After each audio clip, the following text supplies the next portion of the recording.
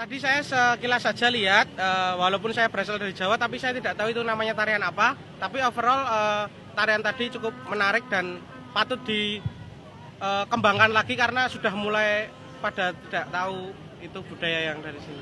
Menyenangkan dan bisa apa ya, bisa mengerti kalau ini tarian